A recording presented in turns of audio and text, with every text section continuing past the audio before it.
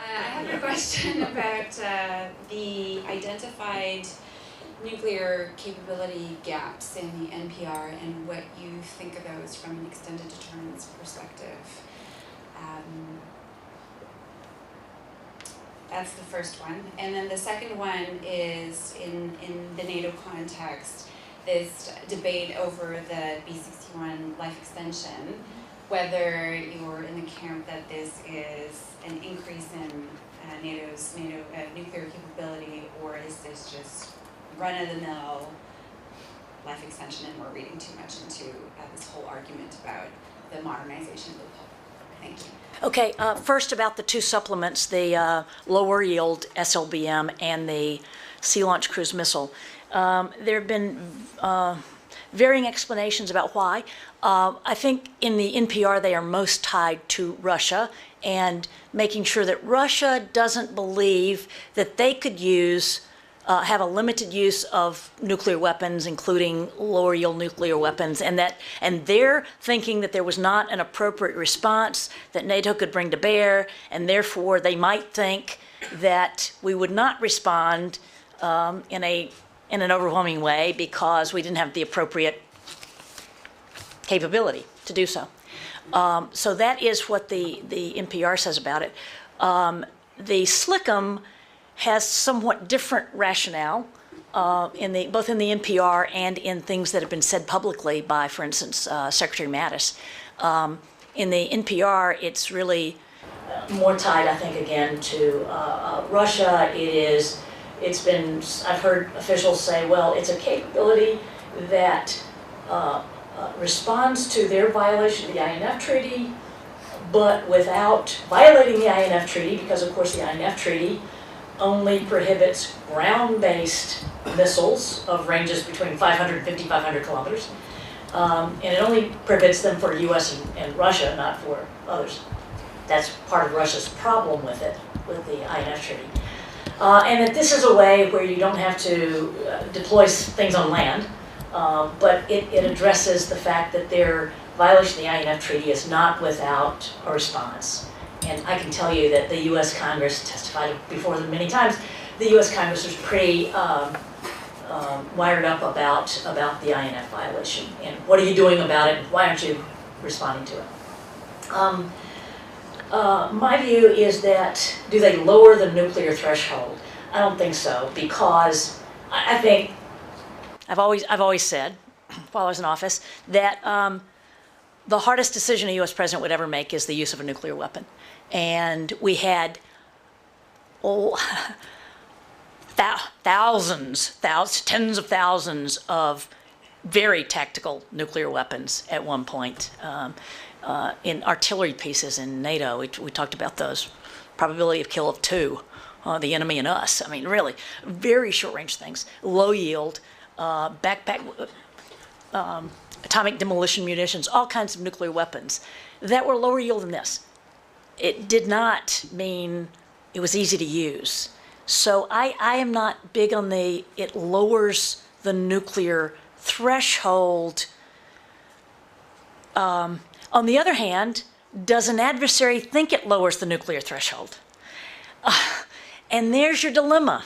There's your dilemma. In democracies, we don't want our publics and allies to think we're crazy people who are just going to reach for nuclear weapons like that. On the other hand, if an adversary doesn't think that you might use them under extreme circumstances, then do they deter? So there's your dilemma and the judgment call that has been constant in our history about nuclear weapons, low-yield nuclear weapons, tactical, are they tactical, or tactical nuclear weapons, and those kinds of issues. This is the next cycle in that debate. When it comes to the B-61-12, which is, again, it's the life-extended bomb, is the only non-strategic nuclear weapon. It's a non-strategic nuclear weapon when it's carried on dual-capable fighter aircraft like F-15, F-16, and eventually F-35. It is a strategic nuclear weapon when it's carried on a B-2 or B-52. It's the same weapon. However, I mean, you get into these crazy terminologies that were done for arms control reasons of the past. But anyway, so the only non-strategic nuclear weapon that the U.S. has in its arsenal now is that B-61 bomb on dual-capable aircraft. It's long been deployed to NATO. I'm going to watch Amy cringe on this, I call it's the wedding band of the relationship. It's the symbol of the commitment. It's not the commitment itself. Amy says, a man would never use this analogy. I know many who have since I started. Look, you can be in a very committed relationship. You can be married and not wear a wedding band, right? That's what we do in Asia. We're really committed in Asia. We don't wear that wedding band. In Europe, we've just worn it a long time, right? And so taking it off to go into a bar means something very... Going into a bar without a wedding ring means something different if you always wore one and if you never wore one, right? So right now, going into a bar fight without your wedding ring is probably not a good idea in Europe.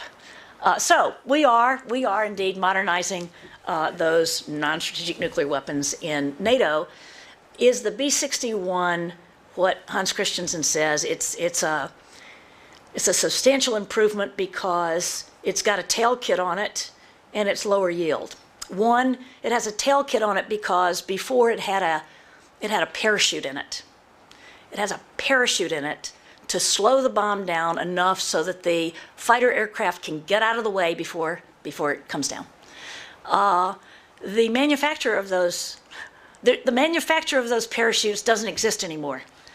So it's kind of like going from analog to digital.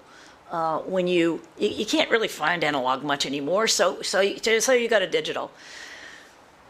Because of that, it has a range of yields, and the lower yield is no lower than it's ever been. The higher yield of the range of yields is not as high because that tail kit gives it just enough improvement that you don't need that higher yield anymore because of, as we all know, accuracy and yield, you can trade those off somewhat. So I don't see it as something big, new, and different. I see it as you couldn't keep the old one going. You needed to redo it, and that's what happened when we needed to redo it. It's really not a.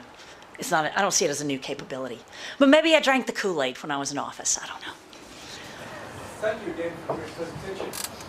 During the Cold War, we used to think about the stability instability paradox. So when you have stability at the central level, there's good weight, you can stability at the lower levels. So I'd like your thoughts on that. Two related questions. I think one of the relationships that's involved in that is escalation. And whether you think about escalation as a ladder where you go up and down, or a slide, like Richard Smoke once said, and once you're on it, you can't get off. Right? And I think they're very important. And the third one, it's again, I think, conceptual, is sometimes we think about raising the nuclear threshold by improving conventional technologies. In fact, if we have certain targets for those, then we might actually be blurring the threshold, particularly in the mind of the adversary. So I'd like you to give your comments on those, because I think we can get into all the stuff about capabilities, but I think the underlying concepts are equally important. Thank you. Stability and stability paradox. I hear that a lot, and I hear it most from our Japanese allies. No, I mean, really in Asia, worrying about the gray area, you can imagine, that's a big deal. And so yes, that term is back, and the idea is that if you have, if you have stability at a very high level, then that allows for messing around at lower levels of conflict. We think about it a lot, but I think what it says to me is nuclear doesn't do everything. It's not going to necessarily prevent the sinking of the Chonan or the shelling of Waipido. It's not going to necessarily prevent China from flying its aircraft close to the Senkakus. It's not going to do those things. It's back there. It's the deep pedal tone, and you hope it stays in the background as the deep pedal tone. But that's where other capabilities come in. Some of those are allied capabilities. Some of those are, and I'm using Asia just because we've talked a lot about Europe. It might be that the South Koreans need to improve their maritime capabilities and patrol their islands in a way that, they take on that lower end of the spectrum. The high end of the spectrum we've got covered, and in the middle there's a lot of things we do together. Same with the Chinese. I mean with the Japanese and the Chinese flights over the Senkakus. They, I've been to their base in Okinawa where they when you send bombers, fighters off. Scramble. They scramble their fighters. Thank you. They scramble their fighters multiple times a day. They take care. Those aren't U.S. fighters that are doing that. Those are Japanese fighters that are doing that to just escort those planes out of their airspace.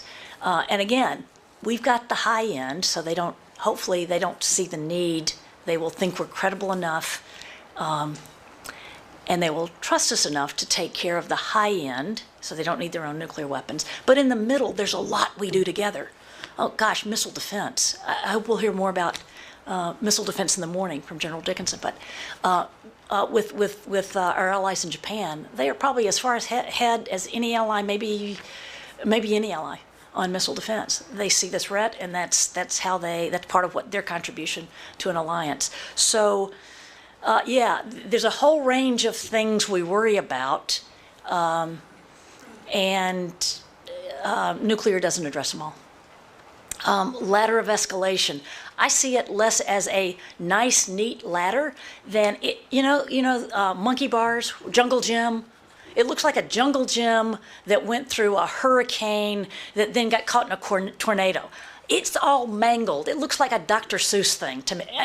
We don't know anymore what the steps are. Where does cyber fit? If you do something, if you mess up my computers that are running my logistics system, where does that fit in the escalation ladder? I don't know. I don't know if an adversary knows. And some of the declaratory policy I see is exactly that. I think it's the U.S. wrestling with how do we make sure that we see adversaries doing things with cyber and space, for instance. How do we make sure that they understand that they may not think it's a very big deal, but we think it's a damn big deal? And when you don't know how to communicate that, I think you kind of pull out the nuclear flag and say, well, we might consider a nuclear option for that.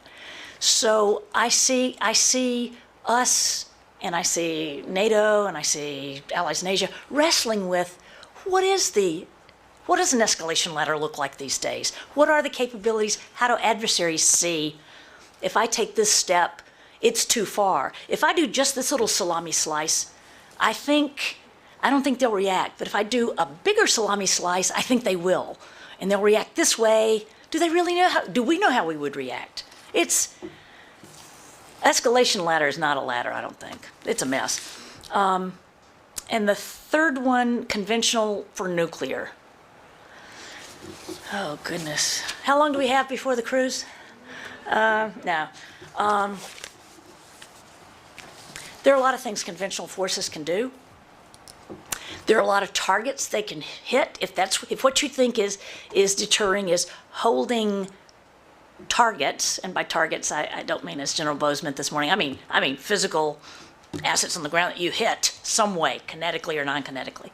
If holding targets at risk is how you think you deter, you can do some of that with conventional forces, and there are lots of things that we used to think you needed, all those tens of thousands of tactical nuclear weapons to do, that we certainly wouldn't think of doing that way now.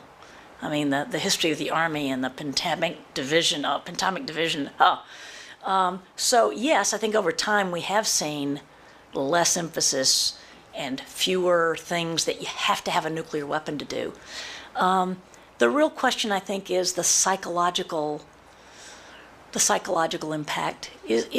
Are there targets that you can't hit with conventional weapons that nuclear weapons would be effective against? That's a debate that's going on. I know people who are having it. Please join that debate. And that's only one aspect of it, though. The other aspect is,